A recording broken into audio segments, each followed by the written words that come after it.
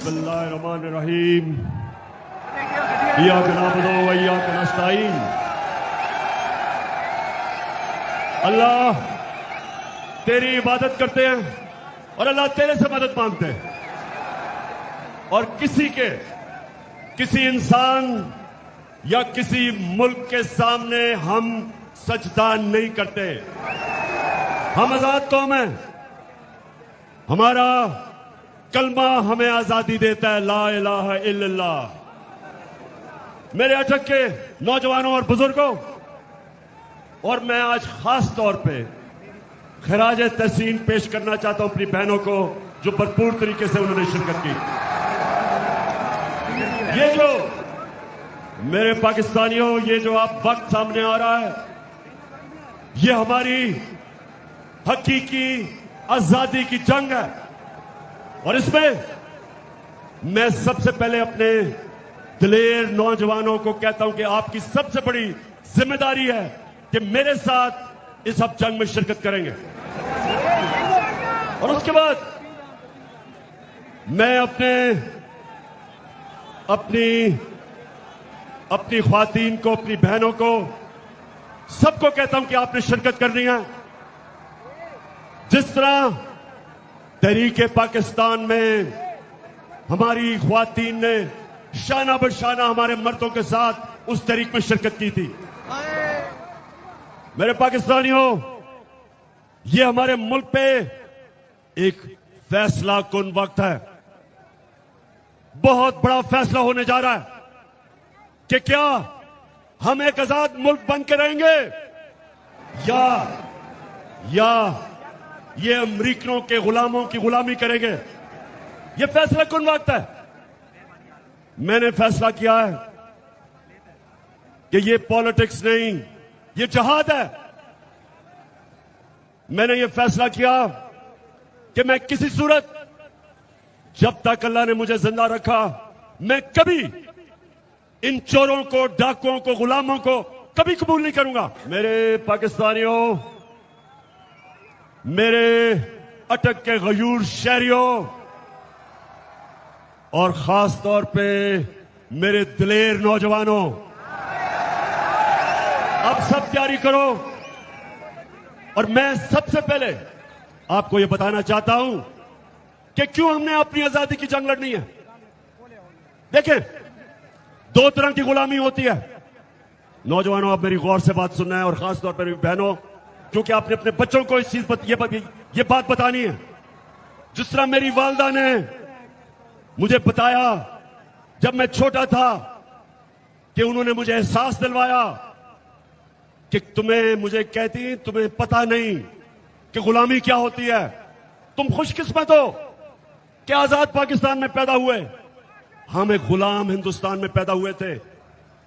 और गुलामी यह है कि जो पाकिस्तान और हिंदुस्तान था, यहां के लोग ऊपर नहीं जा सकते थे क्योंकि ऊपर अंग्रेज बैठा था। हमें अंग्रेजों की जंगें लड़नी पड़ी।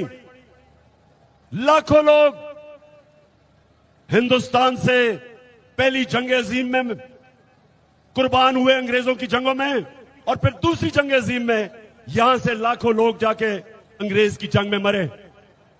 और अरबों डॉलर हिंदुस्तान के लोगों का पैसे से अंग्रेज ने अपनी जंगों में इस्तेमाल किया। यह है जबकि एक कब्जा करके आपके ऊपर लोग गुलाम करते हैं। लेकिन दूसरी गुलामी, कि जब हमें हुक्म मिला, एक अमेरिका से हुक्म आया जनरल मुशर्रफ को कि तुम अगर हमारी जंग में शामिल नहीं होगे तो हम तुम्हें बम मार के तुम्हारा मुल्क तबाह कर देंगे। अंग्रेजी में उसने कहा, we will bomb you into stone age. तो क्या हुआ? बदकिस्मती से उस वक्त जो हमारे मुल्क का सरबराह था, उसने अपने लोगों की दिफा नहीं की, घुटने टेक दिए और हमें फतह किए बगैर हमें अमेरिका की जंग में ले गया। हमारे 80,000 लोग उस जंग में कुर्बान हुए। 3 गुना हमारे फौजी अमेरिका से 3 गुना ज्यादा हमारे फौजी अमेरिका की जंग में कुर्बान हुए। 100 अरब डॉलर से ज्यादा पाकिस्तान का पैसा खर्च हुआ उस जंग पे। 2 किस्म की गुलामी, एक को कहते हैं कॉलोनियलिज्म, जब आपके ऊपर फतह करके एक मुल्क हावी हो जाता है, जो अंग्रेज की गुलामी थी, और दूसरी को कहते हैं पाकिस्तानी और नौजवानों नियो कॉलोनियलिज्म, के फतह किए बगैर आपको गुलाम बना लेते हैं। और यह हमारी बदकिस्मती कि हमारे मुल्क ने जब से हम आजाद हुए और जब से हमारा अजीम लीडर कायदे आजम, जो एक गुलाम हिंदुस्तान में एक आजाद इंसान था, जो मेरा लीडर था, जो हमेशा हम उसको लीडर मानेंगे, ईमानदार था, दलेर था और आजाद था, खुददार था, उसके बाद कभी इस मुल्क ने, कभी भी हमारे मुल्क ने, सिवाय छोटा सा वक्त था कि भुट्टो ने कोशिश की, जुल्फिकार अली भुट्टो ने, कि पाकिस्तान आजाद फॉरेन पॉलिसी बने, हमेशा हमें हुक्म मिलते थे, हम अपनी आजाद फॉरेन पॉलिसी नहीं बनाते थे।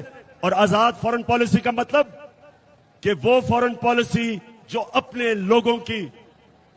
लोगों के फायदे में होती है, जिधर आप अपने आप को दूसरे मुल्क के लिए कुर्बान नहीं करते।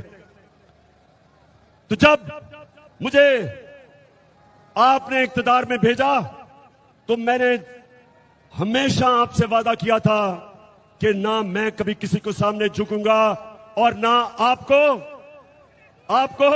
कभी किसी के सामने झुकने नहीं दूंगा। तो फिर क्या हुआ?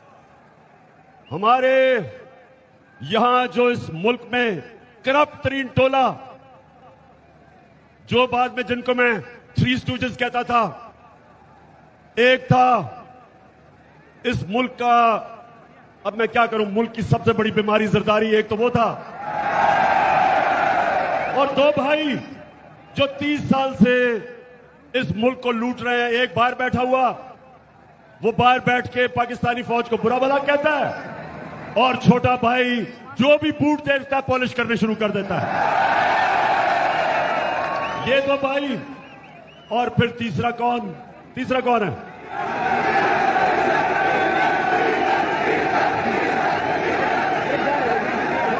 तीसरा जो 30 साल से इस्लाम को बेचता है। अच्छा, अब ये सुने, नौजवानों ये जरा सुने। अच्छा, इसने भी जब इक्तदार मिला तो एक दीनी आदमी, आपने समझा होगा कि वो एजुकेशन की मिनिस्ट्री लेगा, जो रहमतुल्लिल आलमीन अथॉरिटी मैंने बनाई थी कि सीरत नबी मेरे नौजवानों को, बच्चों को पढ़ाई जाए, चलो वो ले ले। उसने वो नहीं ली, उसने NHA लिया, यानी कि सड़कों की मिनिस्ट्री ली, जिसमें पैसा बनता था। अच्छा नौजवानों, इन्होंने मिलके, इन 3 सीजों ने मिलके इन्होंने क्या किया, बताएं जरा क्या किया? इन्होंने यहां साजिश की, अमेरिकनों ने इनके साथ मिलकर, और अमेरिकनों नहीं है, जो बाइडेन एडमिनिस्ट्रेशन है, इन्होंने मिलकर यहां इनके साथ साजिश की। इन्होंने हमारे लोगों को अमेरिकन एम्बेसी में बुलाया, उनको तैयार किया, और उसके बाद एक डोनाल्ड लू, एक अमेरिकी अंडर सेक्रेटरी, उसने बुला के हमारे एम्बेसडर को अमेरिका में कहा कि अगर आप इमरान खान को इस अदम एतमाद में, अगर इसको आपने जता दिया, यानी अगर ये अदम एतमाद फेल हो गई इमरान खान के खिलाफ, तो पाकिस्तान के खिलाफ, पाकिस्तान को हम आइसोलेट करेंगे, इसके खिलाफ हम एक्शन लेंगे, धमकी दी। लेकिन अगर इमरान खान को आपने हटा दिया, अदम एतमाद को कामयाब कर दिया, तो उन्होंने कहा कि हम आपको माफ कर देंगे, क्योंकि उनको पता था कि चेरी ब्लॉसम शहबाज शरीफ आ जाएगा इमरान खान की जगह, और वो फिर उनकी खिदमत करेगा, और खिदमत शुरू हो गई है। इन्होंने मिलकर साजिश की, यहां भी इनके हैंडलर बैठे हुए थे, इन सब ने मिलकर प्लान किया और गवर्नमेंट गिरा दी।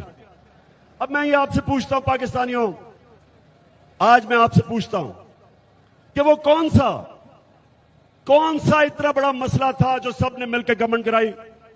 आप ये समझें कि उस वक्त हमने पाकिस्तान को मुश्किल वक्त से निकाल लिया था, एक मुल्क जिसका दिवालिया निकला हुआ था, यही इन्होंने